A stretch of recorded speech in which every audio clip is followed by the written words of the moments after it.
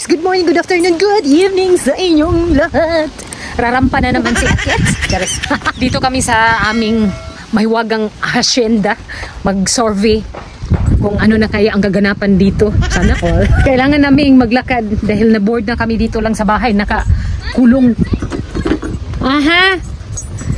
Nauna na si Philip at saka si Alex. Ayan na silang dalawa, oh. Sabi ko sa kanila, bike lang. Ewan ko, ba't nagdala ito sila ng packbag, uy. What is inside your bag, kuya? What's that? Yedlo! Yedlo? Agoy, Diyos ko. And? Haratsuki. Wala man tayong playground dito, kuya. Ang dating gawi dito, mamasyal. O, tignan nyo naman ang aking hacienda. Ang dami ng tumutubo. Tumubong, hala, may palay dito. Hindi ito palay, yung ginagawa nilang wet flour. No, ang dami. Hindi pa to ready eh. Siguro malaking income na ito ba? Farm pala dito sa Slovakia, magastos. Katulad niyan, kailangan pa nila lagyan ng spray yan. Ang lawak pa ng kanilang farm, oh. Sana no, ako ang nagmamay-ari nito. Nako, bibili ako ng airplane. So no need pamasahin na. In my dream, ganito pala ang aming buhay dito sa Slovakia. Ay hindi makaalis ng bahay. Buhat ng si Philip ay may bulutong tubig. Hi, just istalo Philip ko. Ala, na-stock naman na yan. Push it, Philip. Na-stock yung bicycle niya. Kinana, I will push it. Ta. Mamaya ipapakita ko sa inyo yung katawan ni Philip na puno ng chicken pox. Pagkatapos ni Kuya Alex, siya na naman. Pero kay Kuya Alex kasi okay na, back to school na si Kuya. Dito na area, wala man tong playground. Dito lang kami dumadaan. Malakas kasi ang hangin dito eh. Sabog ang aking buhaghag na buhok. Be careful, Kuya. Philip ko, kay Tuto, oh. May mga damo pa naman na ganito, oh. Kapag nadapo yan sa skin, masakit na makate na hindi mo ma-explain. Thank you, Lord, sa hangin. Dito naman, hindi na ako mag-worried kung mauna sila dahil wala namang sasakyan dito. Parang private, daanan lang naman to, eh. Dinadaanan to ng mga taong nakatira dito. Wildflower na yan, oh. Ilang years na ang nakalipas, hindi ako nakagawa ulit ng syrup juice. Miss ko na itong gumawa nito ba. Hindi ko naman nakalimutan paano gawin. Hindi na pwede, oh. Matanda na, oh. Kasing tanda ko lang to, eh. Kaya tinatawag na wildflowers. Tumutubo lang yan kahit saan. Tinamad na rin akong gumawa ng wildflower syrup juice dahil wala kaming kaldero. 20 liters. Nag-inform ako kay Vladimir kung gusto niyang gumawa ako niyan. Kailangan namin bumili nun. Nako, nung nag-check ako sa internet, sobrang mahal. Sinabi naman ni Vladimir sa akin, bibili daw kami. Saka na lang, magastos na. Tapos nakafocus pa kami sa bahay. Then iniisip ko din, si Vladimir lang ang nagtatrabaho. Ako, tulog, kain lang, linis sa bahay. Bantay bata, hayahay si Margie. Kuya Alex ko, no! Gusto niyang umakit doon sa gate. Nako, mapagalitan ka dyan, Kuya Alex. Ay, connecting pa pala to sa kindergarten. Gusto ni Kuya Alex na mag-over the bakod. Ito nga ang sinabi ni Vladimir sa akin, kindergarten na daw yan dyan. Ngayon ko lang na-realize na ilang beses na kami pumupunta dito. Ito pa pala, connecting. Mas malapit lang pala to dito, kaso nga lang walang daanan papunta doon sa loob. Kuya Alex ko nini, Uchitelka will be angry. Yan pala na pagkain dinala niya. So, Tomas. And then siya kay Philip. Be, ukas mami Philip ko, be. Look at me. Ayan, oh, ang kanyang mukha. Oh, pero nag-dry na yan, kay pang 4 days na ngayon sa kanyang chicken pox. No! Okay, takdobre. Prosim. Aha, ni Philip ko, pre-hotel ka? Pad igime. Gusto pa daw nila dito maglaro. What you will do here, Kuya? Maglaro daw sila. Philip, don't scratch, your chicken pox. Grireklamo yan siya, Makati daw. Pero bis, Philip ko, i-check ko daw ito kung ano yung tinanim nila. Hala, ano kaya to? Choto ma, choye to Philip ko? Ja nie wiem. Nie wiem, hindi din daw niya alam. Baka ito yung lentils. Oh, ang dami, oh. Marami yung tinanim pala nila, oh. Iba dun yung sa kabila, iba din dito. Ay, anyway, kung mag-harvest pala sila dito, hindi manual, kundi yung mga machine ang ginagamit nila. Kahit na yung sa mais, no need na yung mag-hire sila ng tao. Mga imported yung tinatanim nila dito. Kulang na lang dito, bapalay. Nag-picnic na silang dalawa, oh. This is dancing. Aha, dancing. Lolo. Nakarinig siya ng music ba? Lolo, tani-tani be. Pata. Aha. Kisiwo. Kuya Alex, mahilig siya sa ganyang upo. Ayaw niya ng tulad kay Philip. Mostly, nakaupo yan siya diretso sa lupa. Ganyan ang style niya. Palagay ko, masakit yung tuhod niya. Nagtapon si Kuya Alex ng basura. Pick it up, Kuya. No. Why you put a lot of garbage there, Kuya? That is not a garbage bin. Don't do that. Tuwang-tuwa si Philip sa raspberry. Akala ko raspberry. Shells pala yung pinulot niya. Ay, shell. Snail. Nag-ipon pala siya ng snails. Ukas, mami? Patay na pala yan eh. Kaya pala gusto ni Kuya Alex dito magstay ng matagal dahil naririnig niya yung mga kaklase niya. Nandyan sa waiting shade. Ayan oh. Sabi ni Kuya Alex, wala daw silang assignment today. Kaya nga, namasyal kami dito. Para naman kaano sila ng fresh air. At makapaglakad-lakad din ako. Wala na akong exercise. Kaya yung gilid ko puno na ng fat. Baka gusto nyo yun ng lechon belly. Inform nyo lang ako. Ibenta ko tong belly ko dito. Tag 5 na lang. Huwag nang pork belly. Margie belly na lang bibilhin ninyo. Dito sa Slovakia, yung mga bata hindi pwedeng makipaglaro sa hindi nila kakilala. Mindset nila na don't talk to strangers. Ganon ang tinuturo nila sa kanilang mga anak. Usually dito, yung mga bata, mag-alinlangan silang makipaglaro sa ibang bata, lalo na kapag hindi nila kilala.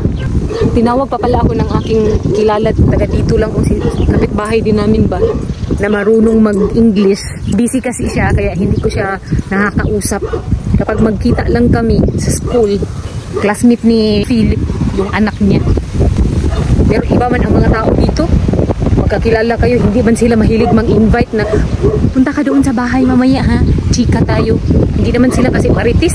Then hindi din ako pwedeng mag-invite sa kanila dahil nga hindi ugali nila yun. Si Vladimir din, ayaw din niyang ganun na i-invite ko yung kalahi niya. Mga sumuto eh. Maingay ka ba? Hindi kami magnanakaw ha? No, nakakatakot ang mukha niya pa. Hoy! Galit na galit siya sa akin. Actually, yung mga tao dito, hindi naman friendly. I-rate ko out of 10%, nasa 2% lang yung mga friendly dito. Usually sa kanila nakasimangot. Mukha ba? Parang Biyernes Santo. Naiilang ka makipag-usap sa kanila.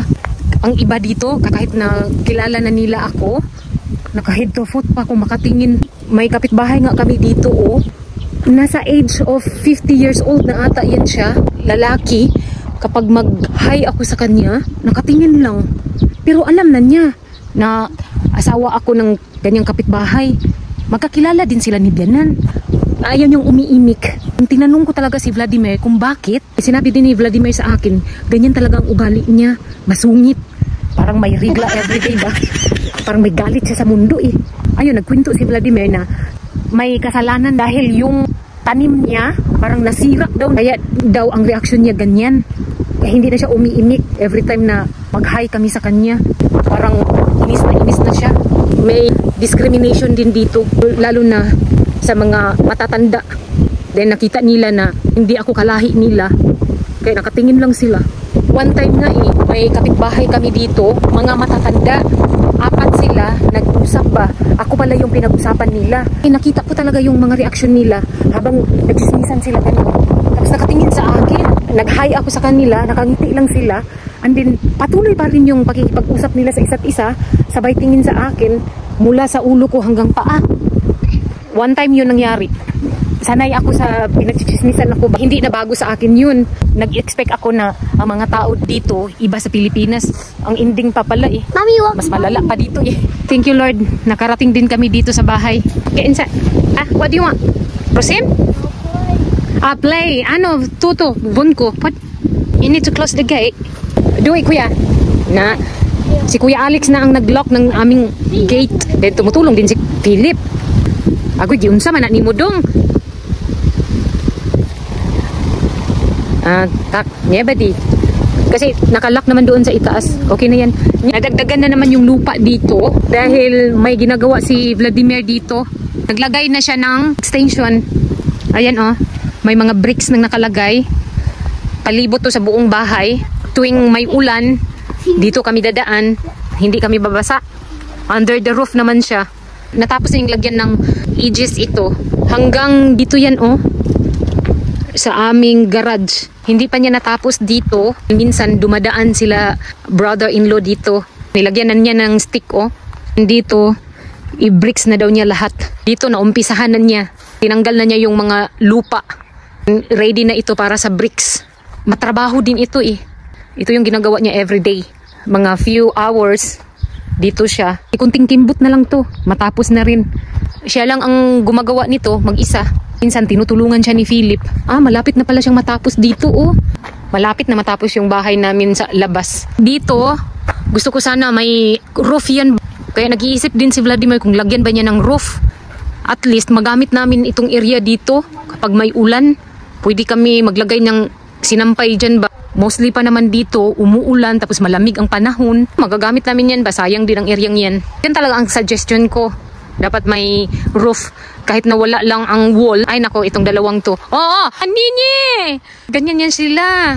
Minsan nagsuntukan. Don't do that to Philip, dobre? And Philip ko, don't fight back to Kuya, dobre? Philip? Kuya Alex? Potom nini televisor, dobre? And then, I taught you, puslukat sa mamo. Ako po ba si Philip, Kuya? And Philip ko, ako pa ba siya kuya? You don't have another playmate here? Just two of you. Tapos nag-aaway pa kayo. Pasok na ako dito sa loob dahil maglilinis pa pala ako ng bintana namin. Sana tuloy-tuloy na tong init. At may balak akong nisan itong mga bintana namin dito sa labas. Rulits ba? Ito, mahirap pa naman itong linisan. Ayan ang dami ng alikabok. Isa-isahin ko yan. Matrabaho to eh. Once a year ko ito nililinisan tuwing summer. Hindi ko ito pwede linisan sa taglamig. Grabe ang hangin. Then maging useless lang. May ginagawa pa dito si Vladimir sa labas. Patong-patong na yung alikabok. Aabot din ako ng mga ilang oras niyan. Maglinis lang. Today, naka-schedule na po yung paglilinis ko sa bintana. Dito sa loob lang muna. Sa labas, next week na naman yan. Ito. Hindi na ako magluluto. Kaya, yan ang trabahuin ko. May pagkain na pala kami para bukas to. Schnitzels. Ito pala mga cabinet namin. Nalinisan ko na ito. From top, dito sa mga gilid, pinunasan ko na to last week. Pati itong sa loob na. So tayo ang cleaner today. Anyway, naglilinis lang ako nito twice a year.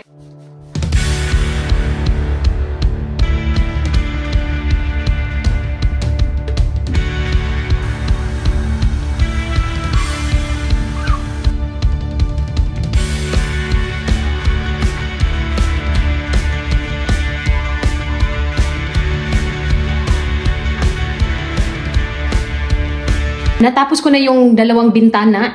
Dito na naman ako sa door namin. Ito, mabusisi ito, linisan eh. Mga alikabok ba? Nagsiksikan na dito sa mga maliliit na butas. Ay, madali lang ito linisan yung glass. Mahirapan lang ako nito. Dito sa mga gilid-gilid. May maliit ako na brush. Ito ang ginagamit ko. Asan na ba yun? Eh? Binili ko din ito sa Temu ba? Malaking tulong ito para sa akin. Lalong-lalo na sa mga ganitong bintana at saka door. Ito, panglinis man ito ng mga keyboard. Mahirap kasi ito tanggalin, so kailangan itong maliit na brush. Yan. Galing to sa labas eh.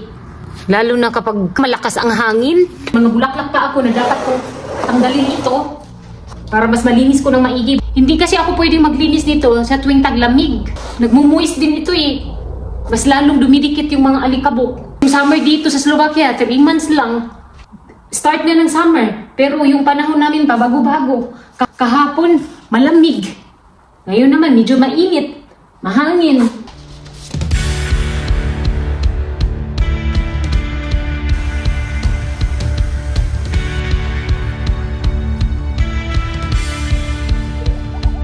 thanks God, natapos ko nang malinisan itong bintanang ito sa kusina. Then, dyan sa kabila, tapos ko na ding nalinisan yan. Linisan ko lang yan siya ulit. Dahil every time na maghugas ako ng pinggan, may mga tubig ba. Itong aming door, natapos na. Kulang na lang ito sa labas. Then ito, natapos ko na rin. Wala na po akong time. Dahil 5 o'clock in the afternoon na dito sa Slovakia. Magluluto pa ako ng dinner para sa mga bata. And itong mga drawer pala, wala na akong time dito. Bukas ko na lang ito linisan. Itong mga drawer ko, kahit anong linis ko nito, every time na magluto ako, magkaroon pa rin ng stain. Linisan ko na naman din ulit. Ready na ang bahay para sa mga bisita. Natuloy daw yung birthday party ko, pero hindi ko alam kung kailan. Nag-rely lang ako kay Vladimir. Nag-bake ako ulit ng oats cake. Walang sugar to. Diet si Akit. Gusto ko kasi maging sexy sa paningin ninyo. Ay, charis. Magluto na ako ng dinner para kay Philip. Siguro, sandwich na lang ang i-prepare ko. Hindi to sila pwedeng pabalik-balik na rice eh. Ito, i-toast ko na lang to. Favorito ni Kuya Alex eh. Lagyan ko lang to ng ham at saka salami. Wala kaming bread toaster. Dito ko na lang tinutoast yung bread. Itong bread, ang gusto ni Kuya oh. May amoy lang siya garlic. Tahiran lang ito. Hinati ko lang tong garlic. Tapos ipahid ko lang to dito. Ganito ang ginagawa doon sa kantin. Kaya mas gusto din ni Alex ang ganito. Masarap daw. Dito ko sila pakakainin sa labas. Kuya Alex, ko po much! Okay. Magpapatulong ako sa kanya. Yeah? Dobre? Sino yung papag? Ito na yung mga pagkain nila. But, done for you, Kuya. And I feel it so. Well, it's